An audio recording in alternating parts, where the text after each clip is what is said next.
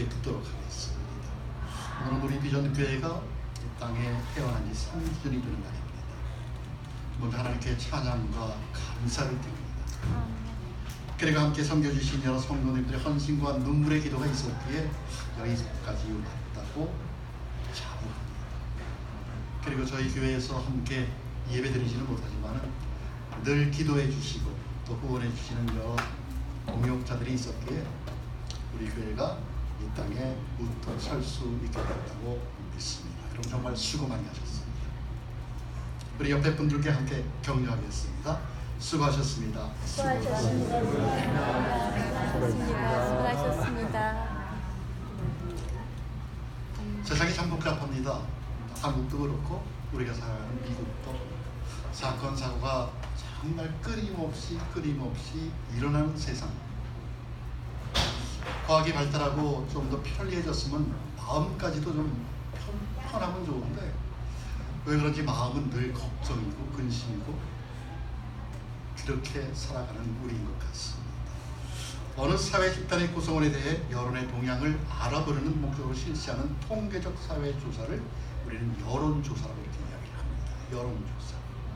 무작위로 추출을 하지요. 일정 수의 사람에게 설문을 통하여서 응답을 수집하는 조사. 통계 이론에 근거한 표본 조사입니다. 물론 오차가 있을 수 있습니다. 플러스 마이너스 0.4, 0.5. 그럼에도 이 여론조사는 정치, 경제, 사회, 문화, 종교계까지도 아울러서 사람들이 어떤 생각을 갖고 있으며 어떤 입장을 취하고 있는지 그것을 평가할 수 있는 아주 중요한 자료입니다. 대통령이 국정을 얼마나 잘 수행하고 있는지, 정당의 지지율은 얼마나 되는지. 우리나라로 예를 들면은 대통령의 국정 지지율 수행률이 48% 정도 됩니다. 작년에 비해서 반으로 뚝 떨어졌습니다. 작년만 해도 80%였었는데 이제 경제가 잘 안 되다 보니까 사람들의 민심이 떠난 것 같습니다. 우리가 살아가는 이곳 미국의 대통령의 국정 지지율은 한 37% 정도 됩니다. 한국보다 낮지만은 그런 대로 지낸 것 같습니다. 여러분, 교회를 이런 식으로 조사하면 교회는 과연 세상 사람으로부터 얼마나 지지를 받을까요? 정당보다 높을까요? 대통령의 국정 지지율보다 높을까요? 죄송합니다만 그것보다 못합니다. 2017년도 통계가 20.2%입니다. 특별히 기독교인에 대해서 윤리와 도덕을 요구하는 것이 옛날에 비해서 아주 강해졌습니다. 그만큼 믿는 사람들의 윤리의식이 많이 땅에 떨어졌다는 거죠. 옛날 같으면은 우리가 어렸을 때만 해도 예수 믿는 사람들한테는 차용증도 안 쓰고 그냥 돈 빌려줬어요. 근데 요즘은 예수 믿는다고 하면 차용증 1개 플러스 엑스트라까지 아마 요구할지 모릅니다. 그렇게 많이 떨어졌습니다. 여러분, 어떻게 전도해야 될까요? 이런 상황에서 우리가 어떻게 전도해야 될까요? 우리 현실입니다. 교회의 소망은 교회 머리 대신 예수 그리스도를 중심으로 복음의 본질을 기억하면서 그 본질 때문에 웃고 우는 일에 힘쓸 때 교회는 소망이 있다고 생각이 됩니다. 그래서 교회는 사람이 중요하죠. 왜냐하면 교회의 본질은 사람입니다. 여러분, 교회는 건물이 아닙니다. 사람입니다. 교회를 헬라어로 에클레시아, 에크와 칼레오라는 두 단어가 합성된 단어입니다. 에크, 무엇으로부터? 칼레오, 부름받다. 우리가 어디로부터 부름받았습니까? 세상으로부터 부름받아 모인 사람들이 집단이 교회라는 것입니다. 그래서 교회는 세상 가운데서 지친 영혼들이 재충전되고 새 활력을 얻는 충전소가 되어야 합니다. 세상살이에 지친 사람들이 교회에 와서 위로를 받는 것이죠. 그리고 다시 세상으로 나가서 하나님의 복음을 전하는 예수의 제자가 되는 그런 모습으로 살아가야 한다라는 것입니다.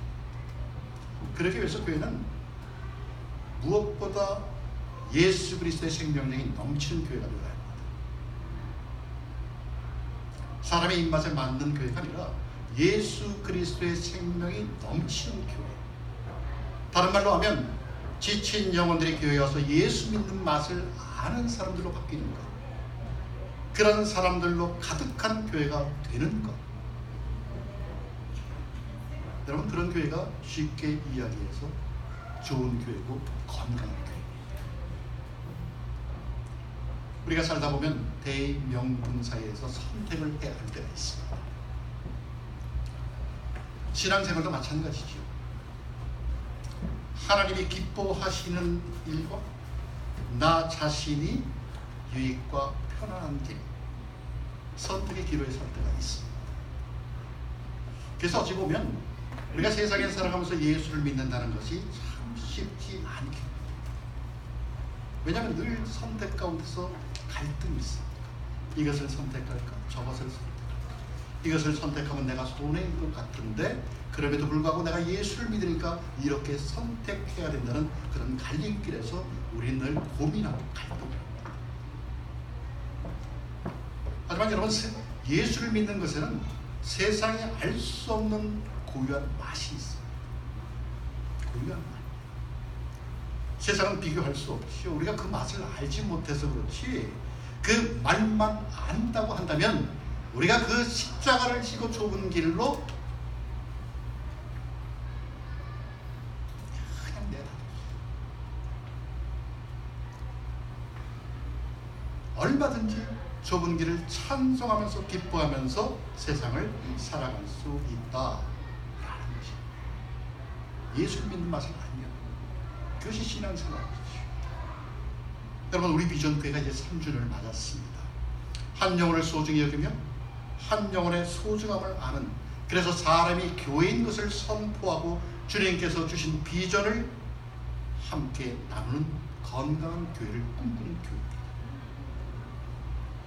우리가 추구하는 것은 어떻게 하면 세상 가운데 방황하는 영혼들이 교회에 와서 하나님을 알고 또 위로를 받고 지쳐있는 그 영혼들이 다시 깨우침을 받아서 건강하게 세상 가운데 나가서 활겨있게 살아갈 수 있는가. 여러분, 우리는 그런 교회를 추구하고 있습니다. 아파하는 영혼들이 교회에 와서 구원을 얻고 그런 공동체가 되는 것에 가치를 두고 있다. 여러분, 어떻게 하면 성경이 말하는 교회가 되어서 천하보다 귀한 한 영혼의 가치를 소중히 여기면서 예수님의 영광을 드러내는 우리가 될 수 있을까? 오늘 본문은 예수님이 자기 생명을 씨앗에 비유한 이야기. 24절에 보니까 이렇게 이야기합니다. 내가 진실로 진실로 너에게 이르노니 하늘의 밀이 땅에 떨어져 죽지 아니하면 한 알 그대로 있고 죽으면 많은 열매를 맺느니라. 아멘. 한마디로 죽어야 열매를 맺는다는 것입니다.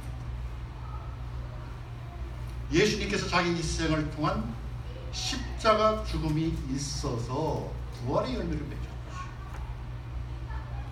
그 부활을 믿는 우리 성도들에게 새 생명을 주었죠. 믿음. 죽어야 함의 당위성을 하나님의 미라를 예로 들면서 우리에게 말씀하고 있는 것입니다. 죽으면 많은 열매를 맺느니라. 근데 여러분, 사람은 다 죽기 싫어합니다. 너 죽어? 왜 내가 죽어? 네가 죽지? 이렇게 반응하는 게 우리 인간 본성입니다. 손해보고 싶어 하지 않습니다, 사람은. 우리 본성은 희생보다는 될 수 있으면 편하고 쉽고 내가 누릴 수 있는 것들을 다 누리면서 사는 것을 형통이라고 생각합니다. 성공이라고 생각하지요. 행복한 삶이라고 아예 단정을 짓습니다. 이렇게 살아가죠. 왜요? 하나밖에 없는 내 인생. 최대한대로 아름답게 치장하고 멋있게 꾸미고 열심히 갈고 닦으면 인생이 행복하지 않는가? 특별히 여러분, 오늘날과 같이 자기 권리 주장이 강한 세상,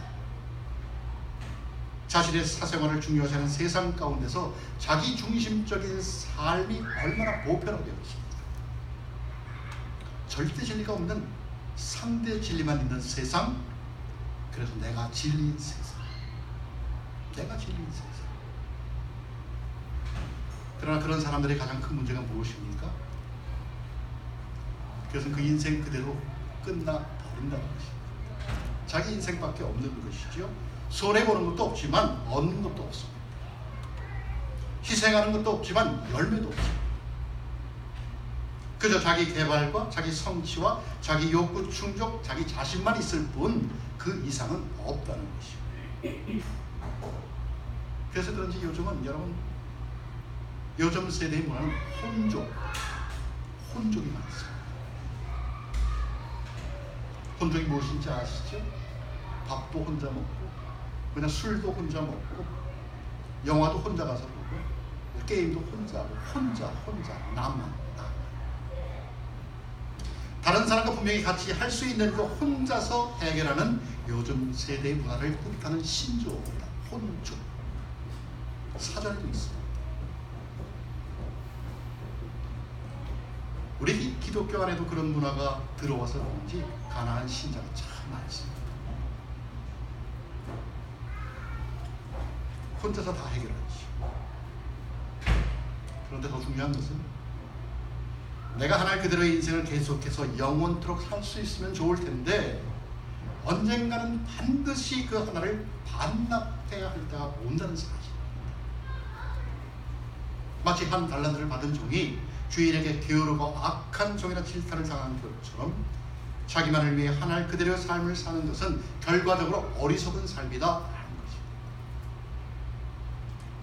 오늘 예수님은 그런 삶이 아닌 열매를 맺는 삶, 그것을 위해 땅에 떨어져 죽는 삶을 우리에게 요구하고 있습니다. 그렇죠. 열매를 맺기 위해서는 첫째로 땅에 떨어지는 삶을 살아야 합니다. 땅에 떨어져 묻혀요. 내가 진실로 너에게 이르노니 하늘의 일이 땅에 떨어져 죽지 않으면 하늘 그대로 있고 죽으면 많은 열매를 맺느니라. 여러분, 씨에는 무한한 생명력이 있습니다. 씨에는 무한한 생명력이 있습니다. 그러나 씨가 그 자체로 공중에서 열매를 맺지는 않습니다. 어떻게 됩니까? 땅속에 묻혀요. 씨앗은 반드시 땅속에 묻혀요. 그래야 나중에 새싹이 되어서 밖으로 나오고 꽃을 피우고 열매를 맺히게 되는 것이, 땅속에 묻히지 않고 그를 쳐들고 올라오면 참새가 쪼아 아니면 사람들의 발에 밟혀 미랄의 생명이 파괴가 되어서 열매를 맺을 수 없다는 것이. 진정으로 열매를 맺기를 원하느냐? 그렇다면 땅 속에 묻혀라 라는 것입니다.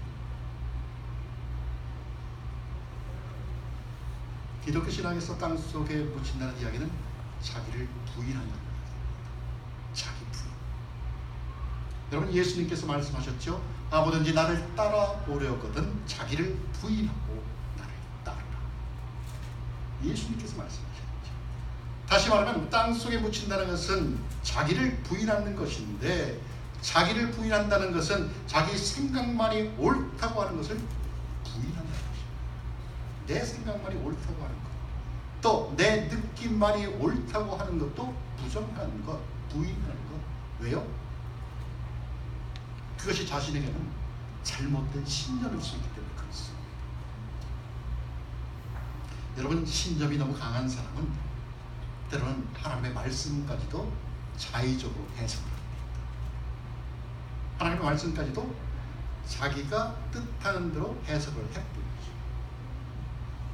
이런 부분에서 제일 조심스러워할 사람들이 바로 저와 같은 목회자들.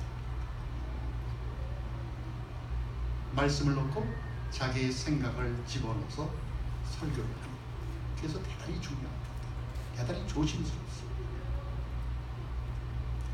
자기 신념이 너무 강하다 보니까 커먼 센스, 상식적인 이야기도, 상식적인 하나님의 말씀도 자기 편리한 대로 해석해버립니다. 여러분, 그래서 이단이 나오고 사이비 나옵니다.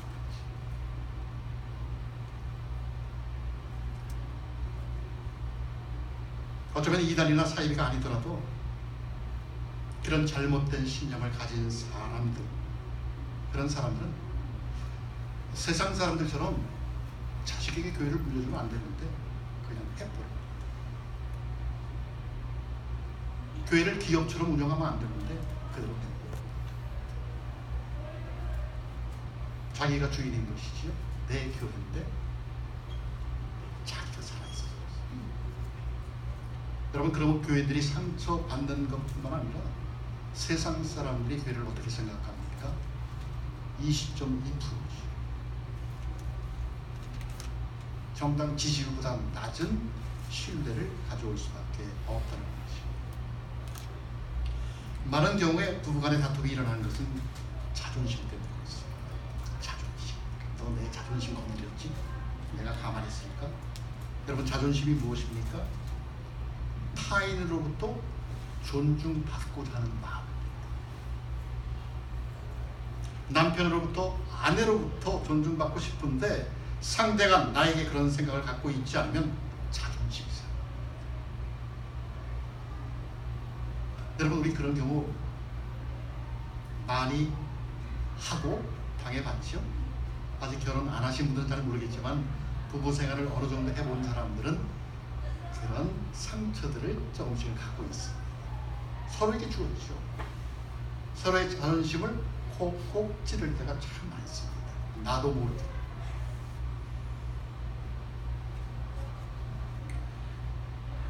우리는 많은 경우 인지가 왜곡이 되어서 사실을 사실대로 받아들이지 않고 그냥 내 생각대로, 내 뜻대로, 내 느낌대로 상대의 말을 받을 때가 참 많습니다. 남편이 처음으로 아내 생일을 맞아서 꽃을 샀습니다. 한 dav을 아주 이쁘게 사갖고 포장을 멋있게 아내에게 갖다 줍니다. 쑥스럽죠. 처음이니까. 계속 해왔으면 괜찮은데 처음으로 남편이 아내를 생각해서 꽃을 이쁘게 포장을 해서 가져갔는데 얼마나 쑥스럽던지. 여보, 생일 축하해. 여러분, 그러면 아내가 어머 고마워요 여보 이러면 되는데 웬일이래? 해가 서쪽에서 뜨겠네. 아니, 왜 안 하던 짓을 해?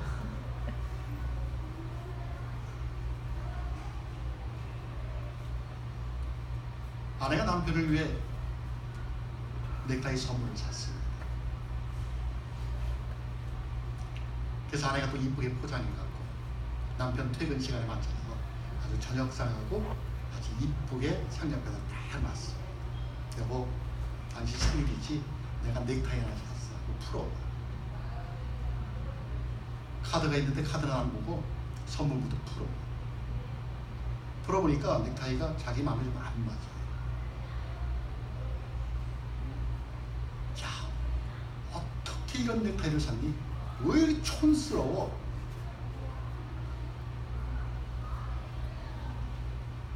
여러분, 어떻게 받아들일까요? 상대가 사실이 아닌 생각으로 봤어. 사실이 아닌 느낌으로 봤어. 생각으로 받으니까, 느낌으로 받으니까 감정이 상해요. 여러분, 그러면 어떻게 됩니까? 다투죠. 콕콕 아주 나쁜 맘만 골라서 콕콕 지르고 싸움이 되지. 싸움이 되면 어떻게 돼요? 소통이 안 됩니다. 돌아서는 거지. 하루 정도 가면 괜찮은데 꽁한 사람은 며칠씩 갑니다. 소통 안 되고 관계까지 껄끄고 오십니다. 그러면 누구만 남습니까? 상대만 남습니까? 아니, 나만 남습니다. 그러니까 외로워. 부부가 뭐 이래요? 하소연. 남편은 남편대로, 아내는 아내대로. 아, 난 너무 외로워. 여러분, 당연하죠. 외로운 것이. 왜요? 인지가 왜곡되어 있어서 그렇습니다. 내 생각의 필터가 잘못되어 있어서 그렇습니다. 여러분, 인생은 해석이다 라는 말 아십니까? 인생은 해석이다. 우리에게 하나님의 말씀이 들려지는 것도 중요하지만 더 중요한 것은 그 들려진 그 말씀을 어떻게 해석하는가. 들려진 말씀을 우리가 어떻게 해석하는가? 다시 말하면 내 삶 속에서 일어나는 크고 작은 일들을 우리가 어떻게 해석하는가? 그것이 중요하다는 것입니다. 내 삶에서 일어나는 좋은 일, 좋지 않은 일들이 과연 나에게 어떤 의미가 있는가? 여러분, 두 사람이 똑같은 일을 겪었어도 어떤 기준으로 바라보았느냐, 어떤 관점으로 바라보았느냐, 그리고 그것을 어떻게 해석하는가에 따라서 인생이 완전히 달라집니다. 이것이 가치관이고 세계관이고 인생관이죠. 세상 사람들은 이것을 자기 관점에서 자기 입장에서 바라보고 해석하고 그 의미를 찾습니다. 하나님의 일반 은총의 관점이죠. 세상 사람들. 하지만 우리 믿는 사람들은 말씀에 근거해서 그 의미를 찾고 해석을 합니다. 다시 말하면 기독교적인 가치관이고 기독교적인 세계관이고 기독교적인 인생관이다.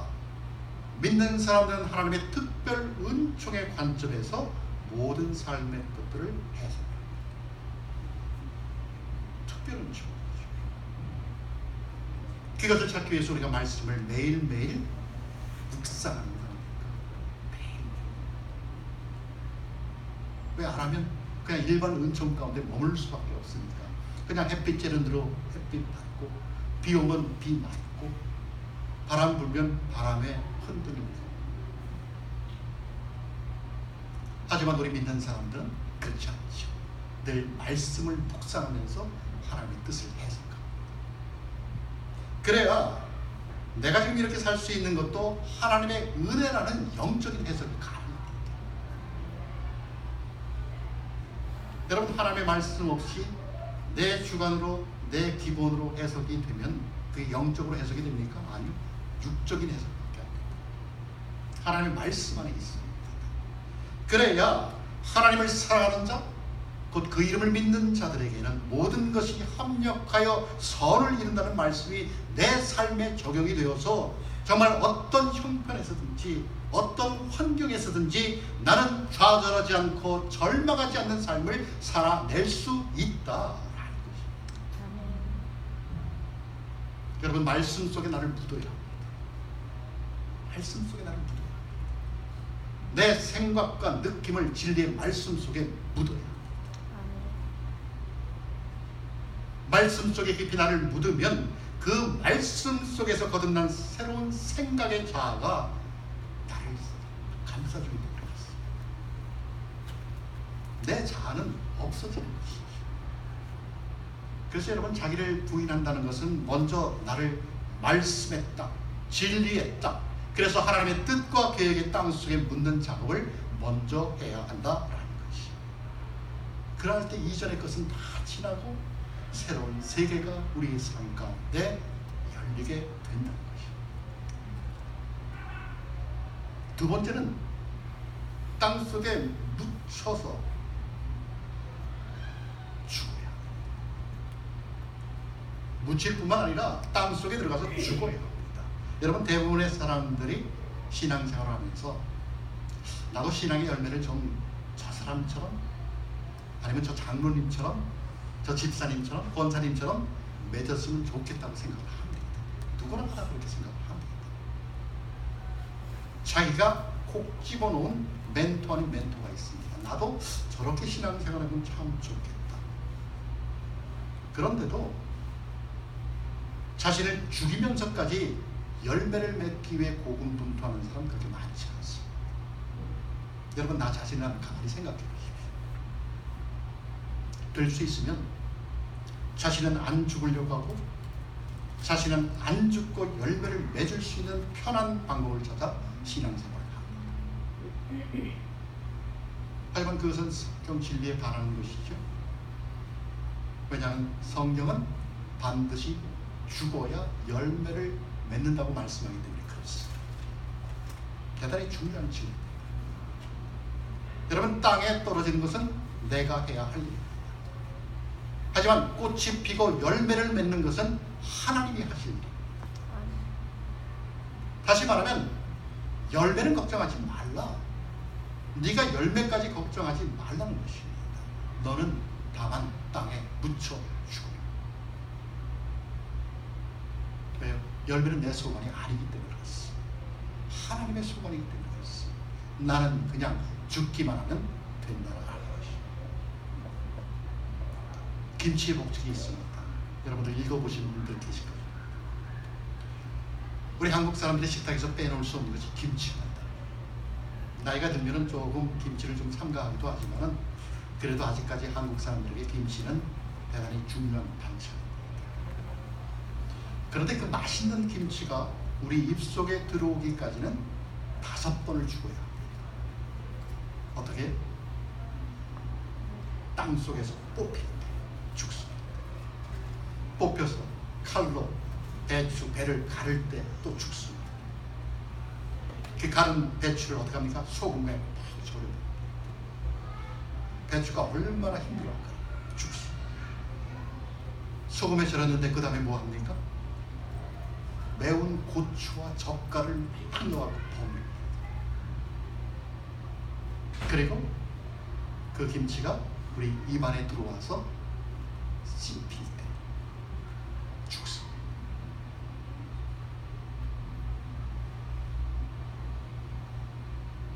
한 가지 더 있지요. 그 김치를 김치찌개 끓이면 불에서 또 김치가 순환을 합니다. 여러분, 배추는 5번, 6번 죽음을 거쳐 우리 입안에서 김치라는 새 생명으로 다시 태어납니다. 이 죽음은 가정에 마찬가지입니다. 이 죽음의 법칙은 가정에서도 마찬가지입니다. 부부지간도 그렇고 자녀지간도 마찬가지입니다. 부모와 자식간도 마찬가지죠. 서로 자신의 감정과 뜻을 죽이면 행복한 맛이 있습니다. 조금 불편하지만 좀 마음이 좀 그렇지만은 행복합니다. 그런데 나를 안 죽이면 갈등이 생기죠. 아버지가 자식을 네 마음에 듭니까? 절대 마음에 안 듭니다. 내 마음에 안 드는 것을 이리 꼬집어 보십시오. 자식 배견하지 못합니다. 자식이 부모 100% 마음에 듭니까? 아니요. 우리 아버지는 세대 차이가 너무너무나, 그게 부모와 자식과 부부지간은 어떤가요? 남편과 아내가 서로 100% 맞던가요? 처음 만날 때는 100% 맞습니다. 실수해도 이쁘고. 근데 어느 정도 살다 보면 자꾸 약점이 보이기 때문에 나를 죽이지 않으면 헤어지게끔 되어 있습니다.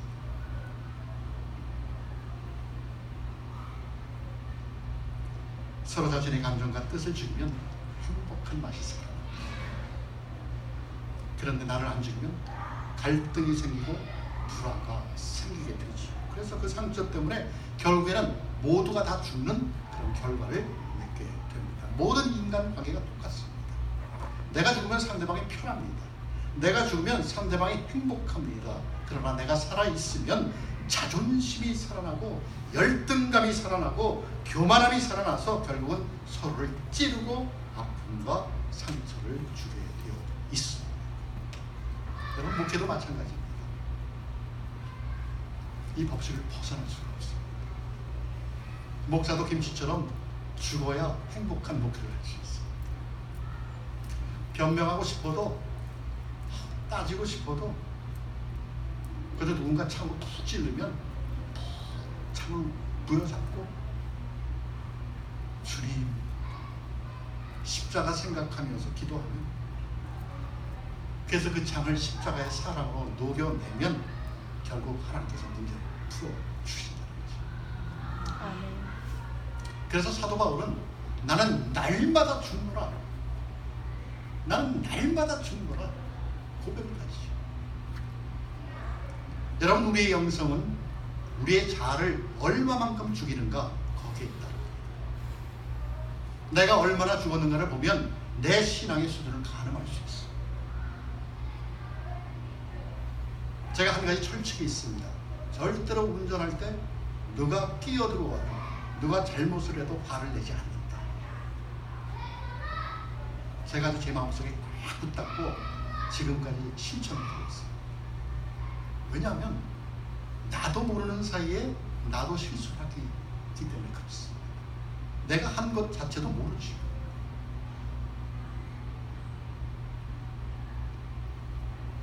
여러분, 우리가 아무리 은혜를 받고 은사를 가졌다 할지라도 결정적인 순간에 아직도 내 안에 혈기가 죽지 않고 내 고집과 주장이 살아있다면 더 엎드려야 합니다. 저의 모습을 제 모습. 아직도 제 모습을 보면 아직도 그렇습니다. 속에서 이런 게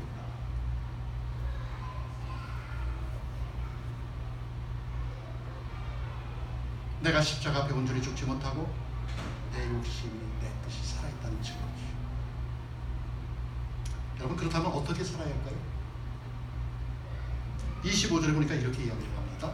자기의 생명을 사랑하는 자는 잃어버릴 것이요 이 세상에서 자기의 생명을 미워하는 자는 영생하도록 보존하리라. 영생하도록 보존하리라. 세속적인 기대감을 가지고 자신을 따르지 말라는 것입니다. 예수를 믿는데 세속적인 자기 생각을 가지고 예수님을 따르지 말라는 것입니다. 믿음이라는 것으로 자신을 포장해서 세상의 부와 존귀와 안녕을 얻을 생각을 아예 버려라 라는 것입니다. 삶의 우선순위를 정하라는 것이죠. 선택의 기로에서 어떤 것을 잡을까 결정하라. 너희는 먼저 그의 나라와 의를 구하라. 그리하면 이 모든 것을 너희에게 더하시리라. 아멘. 우리가 먼저 하나님을 사랑하고 먼저 하나님의 나라를 구하면 그 이후의 모든 삶의 문제는 하나님께서 책임지시고 해결해 주신다라는 것입니다. 여러분, 믿으십니까? 아멘. 믿어요. 먼저 그의 나라와 의를 구하라. 그리하면 이 모든 것을 너에게 더하시리라. 그런데 우리는 어떻게 합니까? 깎고 생각합니다. 하나님 먼저 주시면 내가 하나님의 나라와 의를 구하겠어.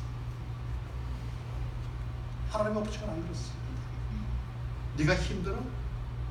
어려워? 넘어질 것 같아? 도저히 가망이 없니? 그럼에도 불구하고 네가 하나님의 나라와 의를 구하면 그 이후의 삶은 내가 책임져 주시겠다라고 하나님 우리에게 말씀합니다. 아멘.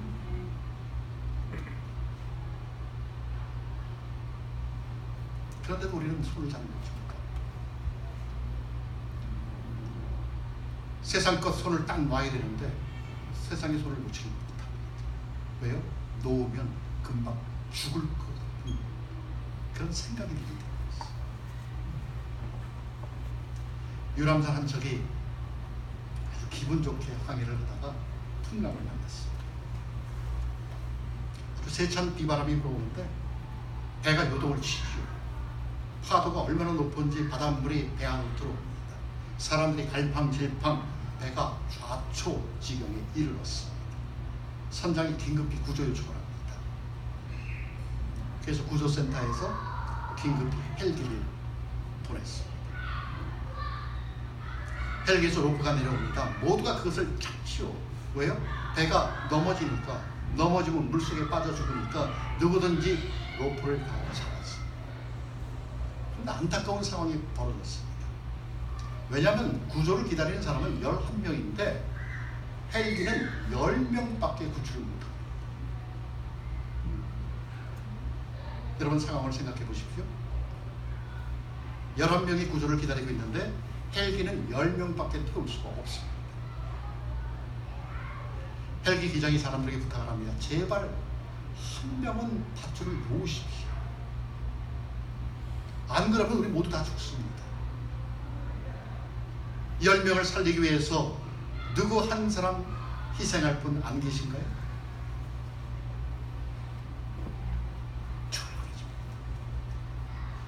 눈치가 보이는 것이죠.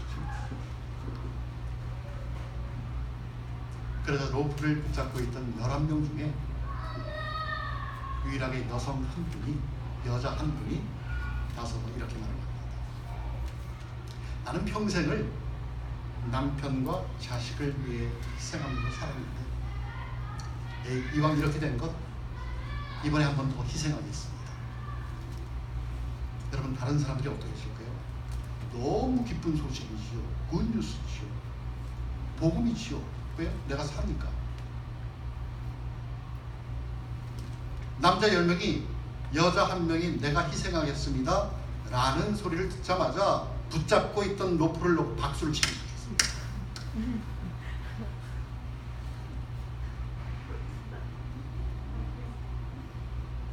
여러분, 어떻게 되었을까요?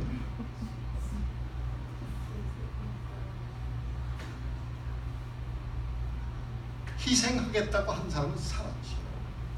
살겠다고 했던 사람은 어떻게 됩니까? 죽었지.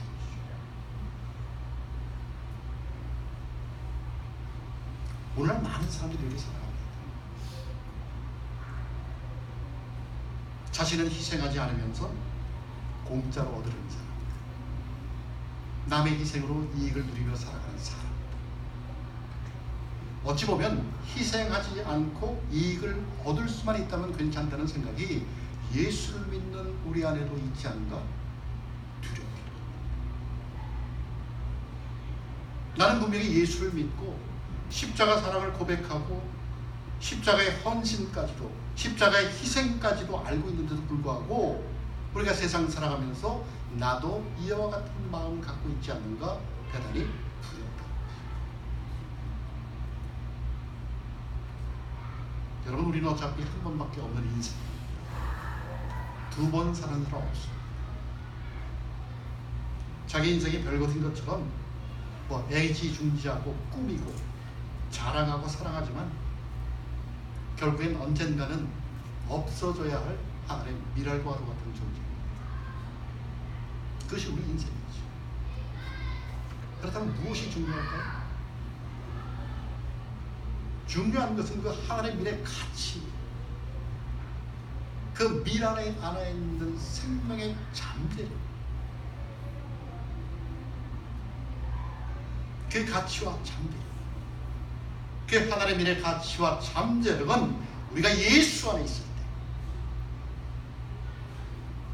주님의 말씀 속에 나를 깊이 묻을 때, 그 가치와 잠재력은 우리의 삶의 모습들을 통해서 풍성하게 나타나게 된다는 것입니다. 아멘. 여러분, 믿으십시오. 아멘. 죽으면 산다는 진리 믿으십시오. 내가 죽으면 아내가 삽니다. 아내가 죽으면 남편이 삽니다. 내가 죽으면 교회가 삽니다. 아멘. 내가 죽으면 기업이 삽니다.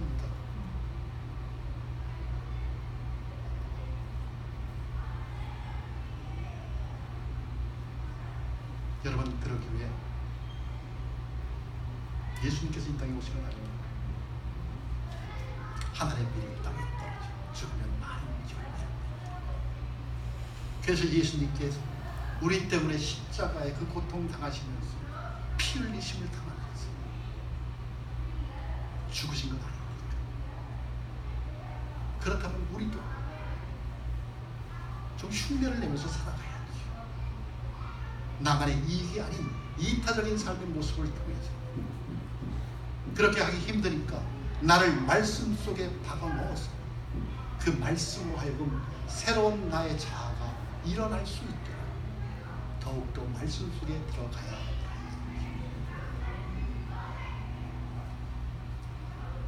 여러분, 하나님의 미랄이 땅에 떨어져 죽을 때 열매를 맺는다고 합니다. 그러기 위해 저 자신부터 묻겠습니다. 저 자신부터 묻히겠습니다. 저 자신부터 죽겠습니다.